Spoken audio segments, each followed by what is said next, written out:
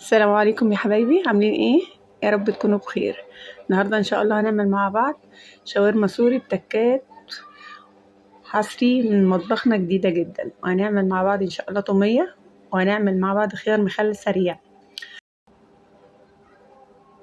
دلوقتي هنجيب الخيار، هنقطعه شرايح زي ما انتم شايفين كده، هنحط عليه فص ثوم، نحط عليه معلقه سكر ومعلقه ملح، نحط عليه ميه مغليه. ده اسمه خيار سريع، تخلل بسرعه عشان نستخدمه نص التوميه، ونغطي عليه وهو سخن عشان خاطر ايه، ياخد لون وطعم. ودلوقتي هنجيب بانيه، هنجيب صدور بانيه جاهزه سليمه، يعني مش هنجيبها بانيه جاهز، وهنقطعها شرايح رقيقه، وبعدين نقطعها قطع بالعرض. ودي تتبيله الشاورما: توم باودر، بابريكا مدخنه، فلفل اسود، ملح، جنزبيل، روزماري،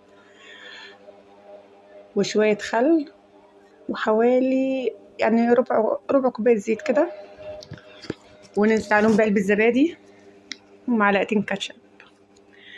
نقلب كل المكونات دي مع بعضها. الزبادي طبعا هيدي للشاورما طراوة، يعني الأنسجة بتاعتها هتكون طرية وحلوة، مش هتكون ناشفة.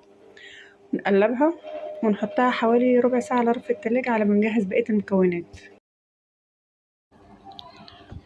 دلوقتي هنجيب نعمل الطومية. هنجيب 3 معالق نشا، هننزل عليهم بنص كوباية مية، ونقلبهم ندوبهم الأول، وبعدين نرفعهم على النار، ونقعد نقلب فيهم لحد ما ياخدوا الشكل اللي هوريهولكوا دلوقتي. عندنا نقلب فيهم زي ما انتم شايفين كده لحد ما تتكون بالشكل ده، تبقى بالشكل ده. نطفي عليها ونفردها في طبق عشان تبرد. بعدين هنجيب كبة، هننزل فيها بمعلقتين مايونيز، وعلبة زبادي، وفص ثوم مفروم، وشوية زيت، وشوية خل، وشوية مية، وربع معلقة ملح.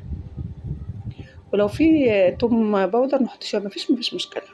هنضربها لحد ما تدينا القوام ده. هننزل بقى بالنشا اللي احنا عملناه ونضربها تاني.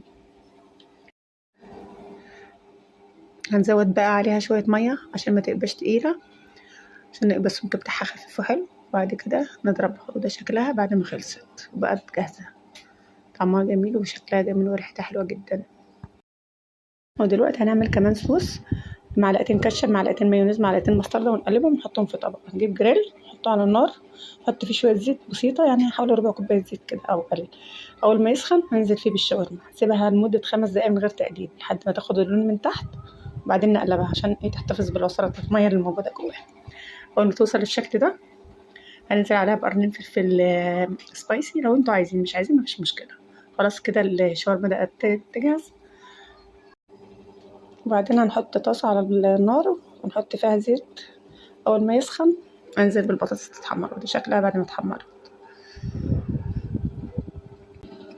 بقت لونها دهبي وهشة خالص، علشان خاطر حطينا عليها معلقة خل ومعلقة ملح ساعة ما كنا نقعنا في مية. وده شكل الخيار بعد ما خلص وتخلل. ودي كل المكونات بدأت ايه، تكون جاهزة. نبتدئ بقى ايه، نجهز بقى ونحشي الشاورما: تومية والخيار وكل حاجة. ده العيش اللي هو السوري اللي احنا بنحشي بيه عادي. نبتدئ بقى نجيب العيش بتاع الشاورما عشان نحشيه، وهنجيب معاه عيش اللي هو السوري ده. هنفرد الرغيف نصين، ناخد ناحية نحطها على العيش بتاع الشاورما، نحط معاها بقى الشاورما وبطاطس. ممكن نحشيها شاورما بس او بطاطس بس او اي حاجة انتوا عايزينها، اي حشو انتوا عايزينه. وده الخيار اللي احنا خللناه. طبعا حطينا قبلها التومية، دهنا تومية، ونلف العيش كويس جدا علشان ايه، يكون ماسك نفسه ساعة التحمير. هنجيب الزيت اللي هو باقي من الشاورما نحطه، بعد ما نصفيه نحط فيه العيش عشان يتحمر لحد ما ياخد ايه، لون من كل ناحية، كل الجوانب، بالشكل الجميل ده. نبتدي نقلبه على كل ناحية، على الجنب ده والجنب ده. وده شكله بعد ما خلص ان شاء الله، شكله وطعمه وريحة تجنن. تكات بسيطة وحاجات بسيطة من قلب مطبخنا، ومش محتاجين ان احنا نشتري حاجة من بره. بألف هنا يا رب. وقولوا لي رأيكم ايه.